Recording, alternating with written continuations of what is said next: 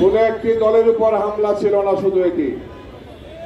এই হামলা বাংলাদেশের উপর হামলা, এই হামলা বাংলাদেশের গণতন্ত্রের উপর হামলা, এই হামলা জুলাইয়ের অক্ষের বিরুদ্ধে হামলা।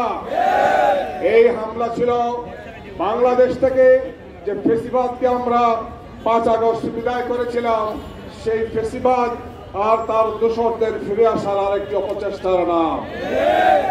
আমাদের দুর্ভাগ্য যে এই হামলার সাথে প্রশাসনের ব্যক্তিরা জড়িত, আইন শৃঙ্খলা বাহিনীর সদস্যরা জড়িত, আর্মির সদস্যরা জড়িত, যেটি দেখার জন্য আর কোনো প্রয়োজন নেই। খুব স্পষ্ট ভাষায় দেখা গিয়েছে পুলিশ এবং আর্মির কিছু সদস্য হামলাটি করেছে। আমরা আশ্চর্য হয়ে আজকে বলতে চাই, আওয়ামী লীগ ফেসিবাদ বিদায় নিয়েছে, কিন্তু এই ফেসিবাদকে তৈরি করেছিল যারা, সেই জাতীয় পার্টি, সেই 14 দল এখনো আছে। সেই নেতৃবৃন্দেও যারা গত 14, 18 আর 24-এর নির্বাচনে আওয়ামী লীগকে শক্তি জুগিয়েছে, সেই শক্তির বাংলাদেশের রাজনীতি করার কোনো সুযোগ নেই। বাংলাদেশের মানুষ আওয়ামী ফেসিবাদ মুক্ত, জাতীয় পার্টি মুক্ত, 14 দল মুক্ত বাংলাদেশ দেখতে চায়। আজকের সমাবেশ থেকে আমরা সেই মেসেজ দিতে চাই।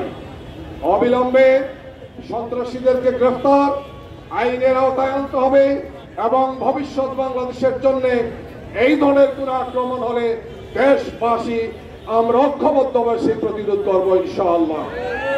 আসুন আগামীর বাংলাদেশ গড়ার জন্য আমাদের সংস্কারের কার্যক্রম, বিচারের কার্যক্রম, যে 1,500 শহীদ হয়েছেন, 30,000 ভাই আহত হয়েছেন, আমরা তাদেরকে কথা দিতে চাই যে আমরা ফেসিবাদের বিরুদ্ধে ঐক্যবদ্ধ ছিলাম, আমরা ঐক্যবদ্ধ আছি ইনশাআল্লাহ। কোন শক্তির কাছে আমরা মাথা নত করব না।